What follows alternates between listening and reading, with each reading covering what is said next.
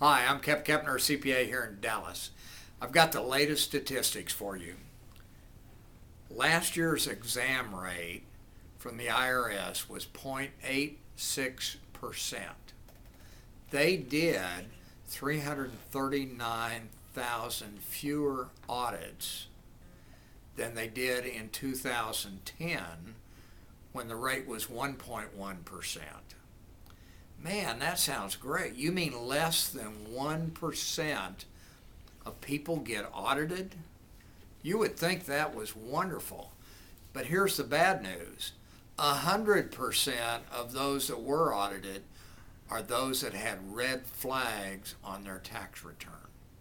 They're the ones that own corporations that had no officer salaries. They're the ones that had expenses that were out of line with their kind of business in their same industry.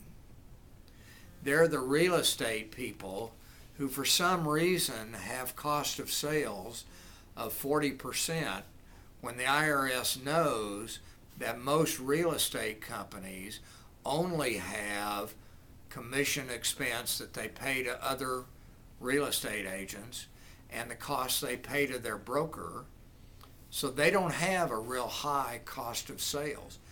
Those are the companies and the individuals that are subject to audit. Maybe it's the manufacturing company that for some reason has shown a loss for years.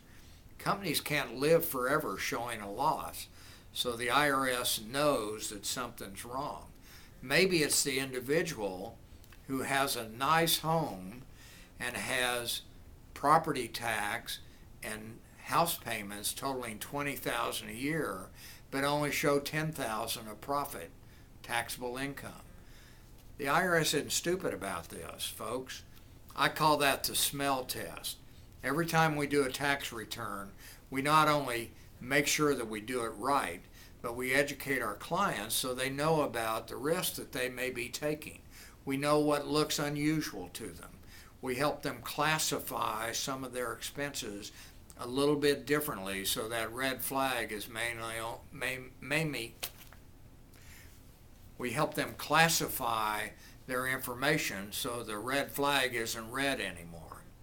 So the idea of a smaller number of IRS audits may sound really good, but let me assure you, they know what they're doing, and they're going after people that they're going to audit and they're going to get something on.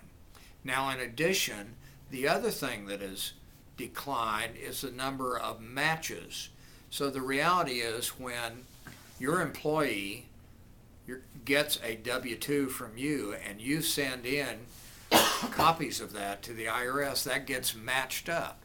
If it doesn't match properly, then the IRS is going to call your employee and they're going to say, hey, there's a W-2 on your file that you don't show on your tax return. Same thing for 1099s. If you receive or give out 1099s, there are fewer matching of those 1099s between the recipient and the person giving out the 1099.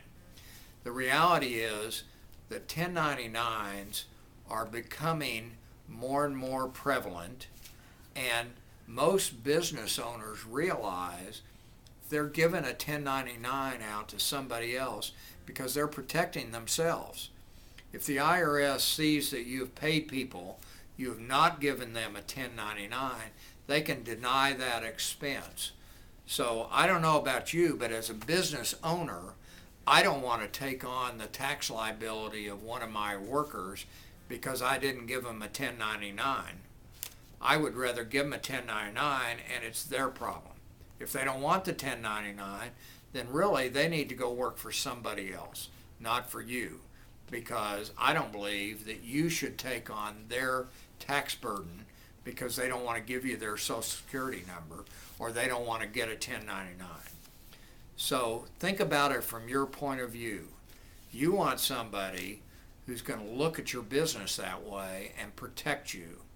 That's why we call ourselves accountants with an attitude, because we are fierce defenders of our clients.